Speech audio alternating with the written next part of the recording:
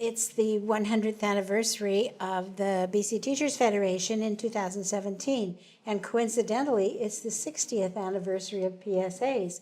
And even more coincidentally, the first PSA was the primary PSA in 1957. So it's a celebration all round. And it's really interesting, too, that one of the things through curriculum implementation is one of the things that's carried and held the test of time is the primary program, which was came about with the curriculum implementation of the year 2000. And one of the successful reasons for that implementation was that it was based on what teachers were doing in their classrooms. So it was really honoring of what teachers were doing, and then an amazing amount of resource support to be able to implement that program in a meaningful way. And so teachers had many opportunities to learn with people who had more experience, and there was also a lot of resource money to support the classrooms, got hands-on materials. It was really an exciting time, and that was around the 1990s when that the first original primary program being a part of the year 2000. And I had the honor of chairing the committee for primary, intermediate, and grad. And the successfulness of the primary was probably the key benefit of that year 2000 program. And again, because it was based on what teachers were doing in their classrooms. So it was an exciting time, and PSAs were an absolute essential part of that whole implementation. Activists like us, who've been activists for a long time, discovered early on that learning is not a destination, it's a journey. And the more you can help teachers with that journey, the stronger they are as teachers and the stronger the school is. So that's how we got involved in not just teaching our own students, but in working with teaching teachers and learning from teachers. And I think one of the reasons we did get involved is because the conditions I know under which I taught in my second year of teaching, I had 31 kindergarten children in the morning and 32 children in the afternoon. And that made me think, oh my goodness, I have to do something about this. This isn't working very well for me or for those children. And so I got involved in the BCTF through a learning conditions committee where we really actively promoted smaller class sizes. And that was one of those important components of being involved in our union and getting that support. Two things happened to me in my first year as a teacher that made me a strong activist in the BC Teachers Federation. And the first one was, I had 45 grade 4s in my class. And in January, I got 3 new students. And the school board had said, we're going to cap the classes at 45. So I called up the school board office and said, I have 48 students. Oh, I know, they said, but we've enrolled those 3 students in the grade 3 classroom, and they'll come to you after roll call. And then at the end of January, my school burned down. And so I had to turn up every morning at 7 o'clock and ride the bus with my students to a school that was about 25 kilometers away, and then rode this bus back again at 4 o'clock and had to stay at the school until every parent had picked up their students. Those 2 things, the BCTF changed for me and for other teachers like me.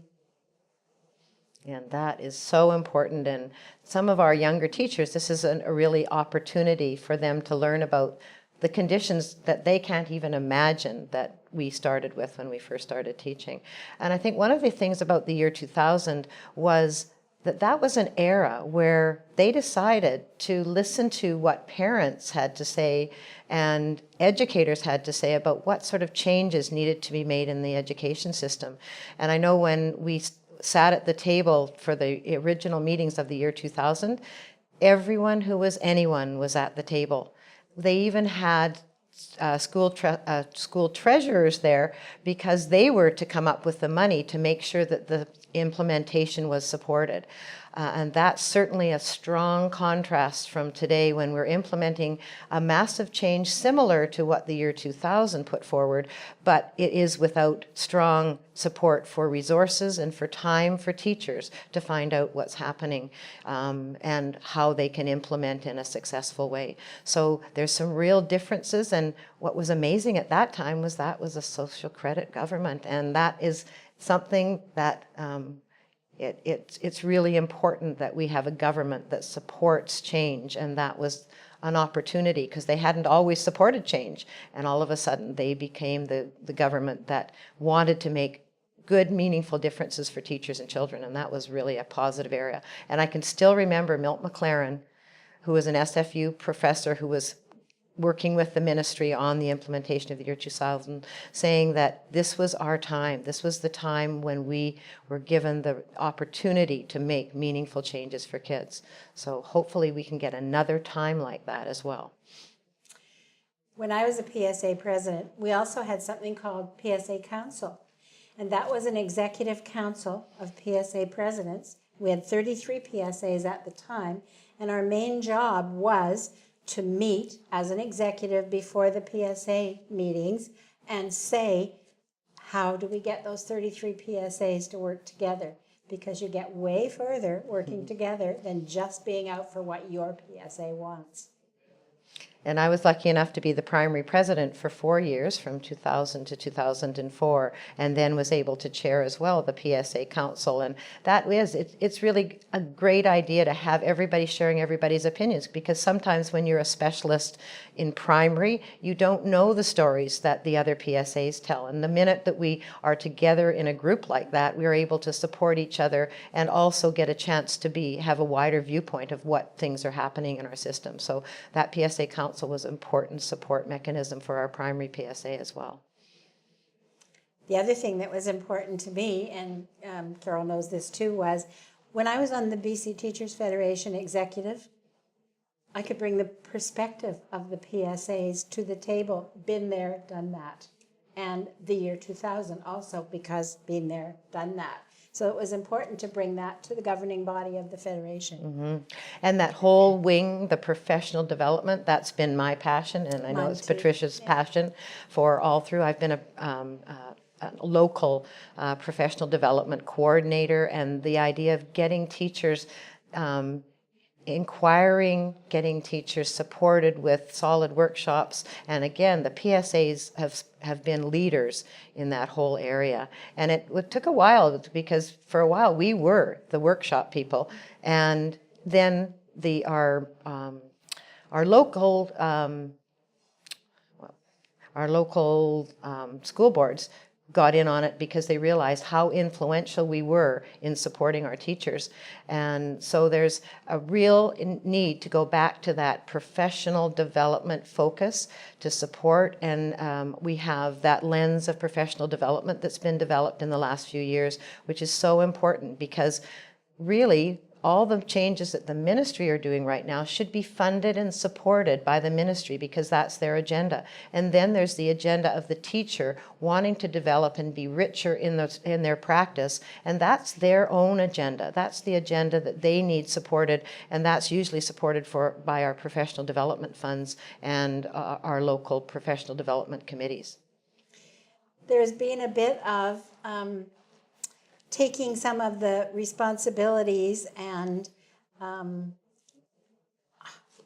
talents of our local professional development committees away to administration, and administration doing the in-service, because of course we don't have the money.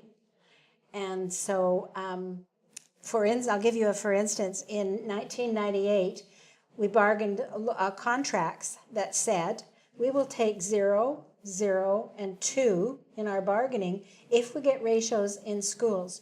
Ratios for learning assistance teachers, ratios for counselors, etc., so that every school has that kind of support. And then, of course, I was also sitting in the balcony of the legislature when that was stripped away from us, and crying. Mm-hmm. And I think the other interesting thing around the year 2000 is that's where we identified, and because we were sitting at a table with everyone there, we got 2 extra days for curriculum implementation. And that wasn't without salary, that was including our salary, whereas we had, as a BCTF, given up salary expectations for those 5 days just because we were so determined that professional development was so important for our members. And so that's one thing that I see that is happening again, is we're getting curriculum implementation support with some days. But everyone from the ministry talks about it as the gift of time. It's a required time. It is not a gift of time. It's needed in order to support the kind of change that they're asking us to do in our school systems right now. So that whole idea of respect for what teachers' role is and what they need to do their job well is such an important thing, and that needs everybody as a team working together, and that includes starting with our superintendents and from Ministry of Education to respect the important role that the public schools are doing. And that's an important aspect right now too, the support for public schools, because that's where all our children get an opportunity to succeed. Children come to school to learn, and it's an important perspective for children to understand that their teachers are learning too. So then it really is a team in a classroom. They're not learning the same things, but they're on the journey of learning.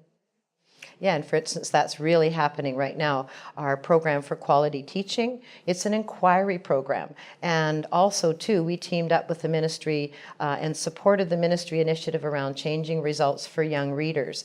And that also was an inquiry program. Both those programs honor teachers' time. You do most of your work at the table, which gives you have release time to have those conversations and professional conversations. That's the one thing that teachers really are shortchanged about. They're so busy doing that job of teaching that those professional conversations that really enrich what we do in our classroom are hard to come by because your day is filled with planning and getting ready for the next day. So those two inquiry are really important because now we're asking our students to be inquirers, and unless you're a teacher who knows about what inquiry is, it's harder to be able to teach your students to be inquirers as well. So that whole aspect of looking at teacher inquiry and our perspective is to make our jobs better, but for children, hooking them into something that they care about and want to learn more about, that will also make them students that want to learn and be positive lifelong learners.